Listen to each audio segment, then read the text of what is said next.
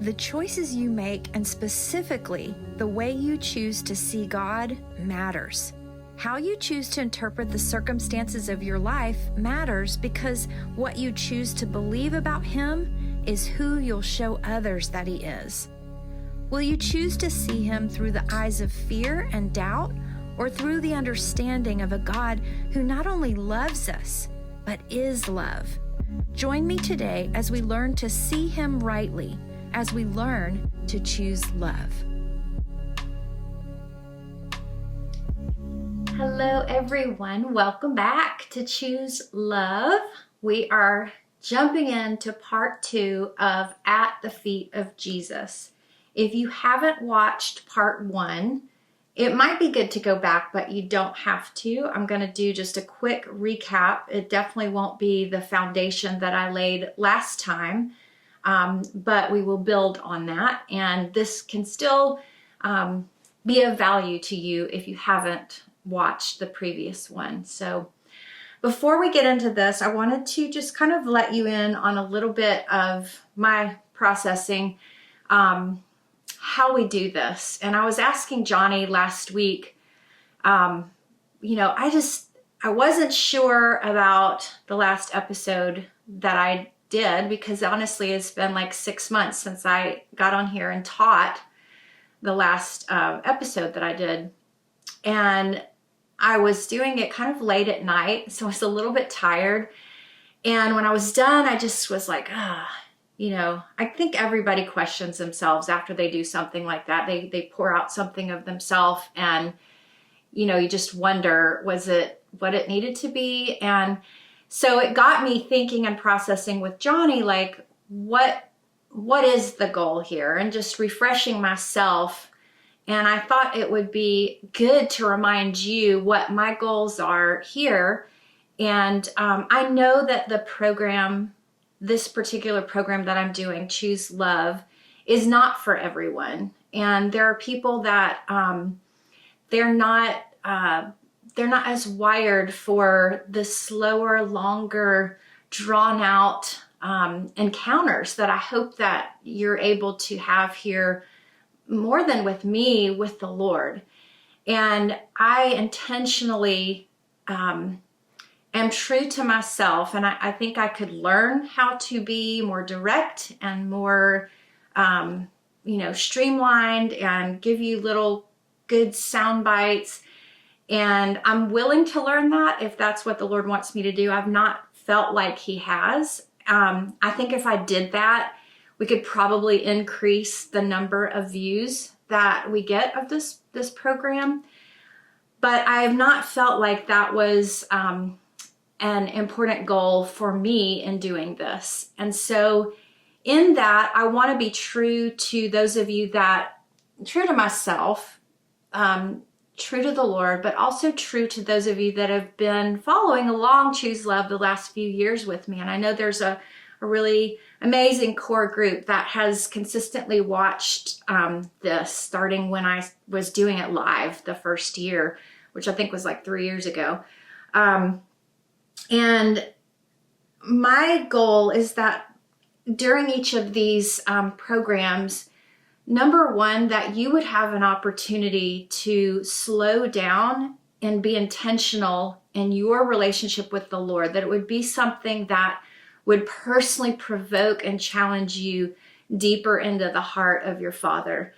And that we would go through it in a heart, spirit-led way, versus like just facts and statistics and sound bites, which there's time for that, and it's very appropriate at certain times. But that we would do it in a way where, at a pace where you could even potentially have an encounter with the Lord while you're absorbing this. And that's how I feel that it becomes valuable for the amount of time that you're investing. And I know it is an investment of time. To take an hour or more out of your week is very, I feel an accountability to the Lord and to you in how we spend that hour. So I always want us to like leave that moment feeling provoked and encouraged and refreshed, like we've actually tasted of something that deeply nourished us. And I count myself in that as well. So as I was processing that with Johnny this week, I was like, I don't know, I just need like a perspective on the last episode. Did I accomplish that? And am I on track in that way? So he did me a favor and he listened to it while he took a walk and gave me feedback. And so per Johnny Enlow, Mr. Wonderful, he feels like this is on track for those goals. And he did encourage me to let you in on that so that you would know, especially if you're more new to this and you haven't figured it out by now. That's kind of my MO, okay? So I'm going to unapologetically dive back in to At the Feet of Jesus and start by going through just a recap. We talked about 3 different examples and they all happen to be the same person, Mary, who was the sister of Martha and Lazarus. And for each one of these, and then I'm going to add on 3 more today. And then believe it or not, we're going to have a part 3 of At the Feet of Jesus. And in each example that we're going to get from scripture and that we got last time, we started with kind of the sentence of what can we come to the feet of Jesus with? Like we come to the feet of Jesus in our, number 1, I covered our desire to be instructed and our desire for more of him. And we used Mary again as an example. And she was sitting at the feet of Jesus instead of helping Martha serve. And that led to Jesus choosing to sit with her because he could have sent her away. He could have said, your sister's right. You know, I love it that you want to be here with me and the guys. But as, you know, a woman and as a woman who, you know, affects a lot of people with her choices, maybe you should be finishing up the dinner with her so that we can all eat on time. And, you know, I'm sure there would have been some wonderful, practical, legitimate reason why he could have kind of sent her gently away. And he didn't. So when we come to the feet of Jesus in our desire to be instructed and our desire for more of him, and we push aside there's always going to be things that are distractions, that are legitimate things that need to be done, that are expectations, obligations that we've either put on ourselves or society has put on us or, you know, whoever has put on us.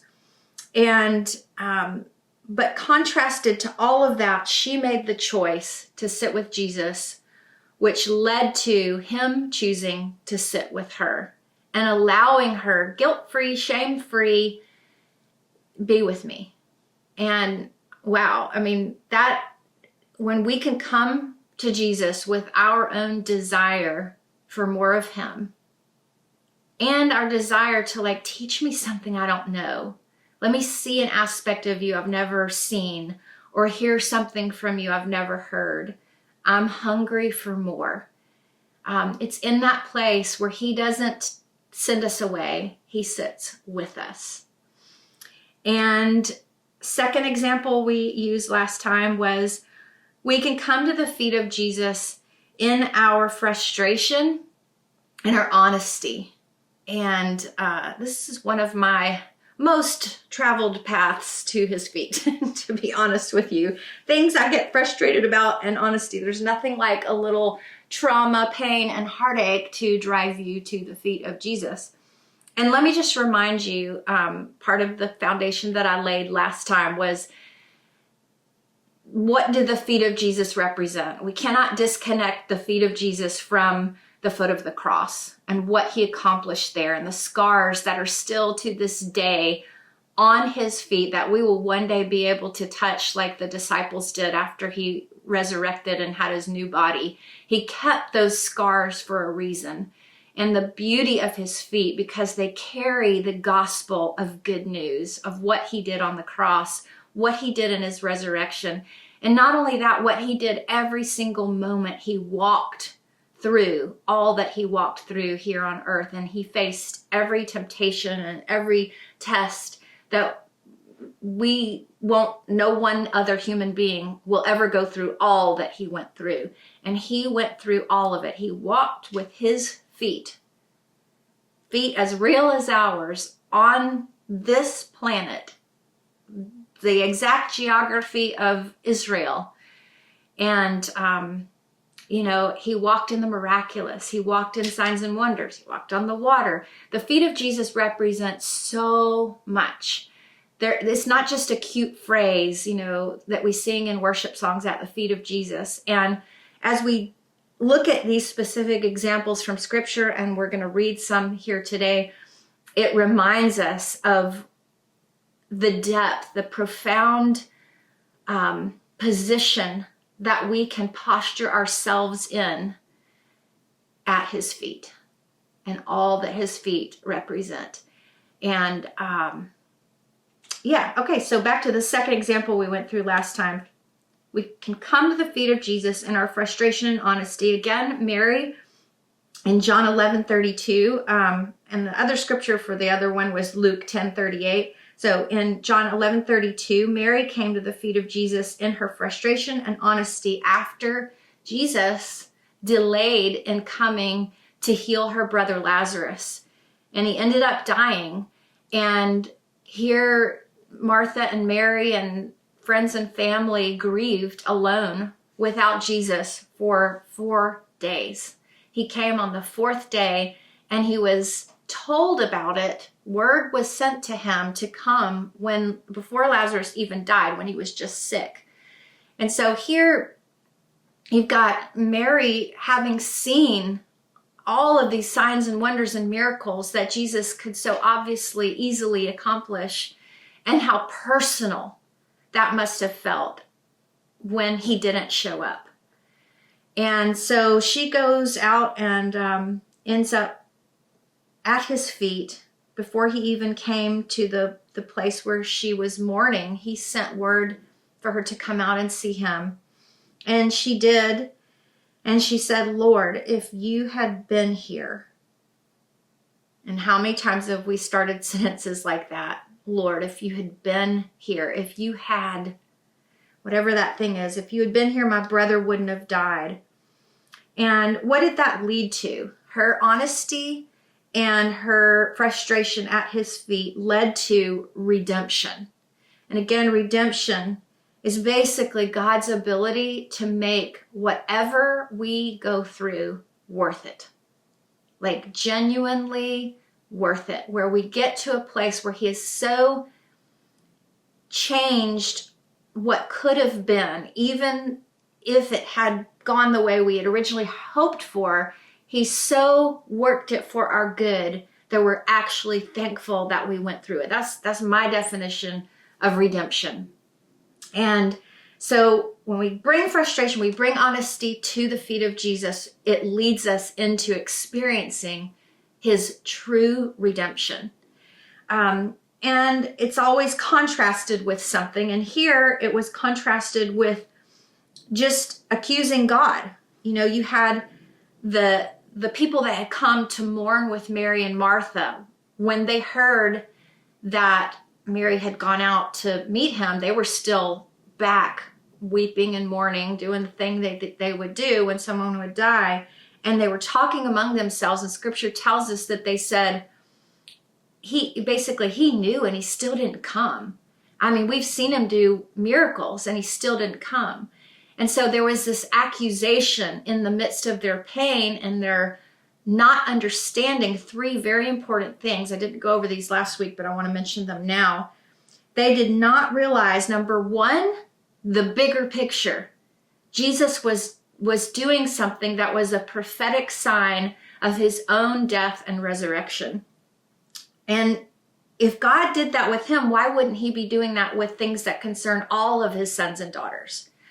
I dare to believe that all of our lives, when we walk with him, are a prophetic sign and wonder. They're always speaking of something bigger than the situation, something bigger than just our own personal lives. And it all plays out and interacts in the spirit realm in a profound way. I really believe that.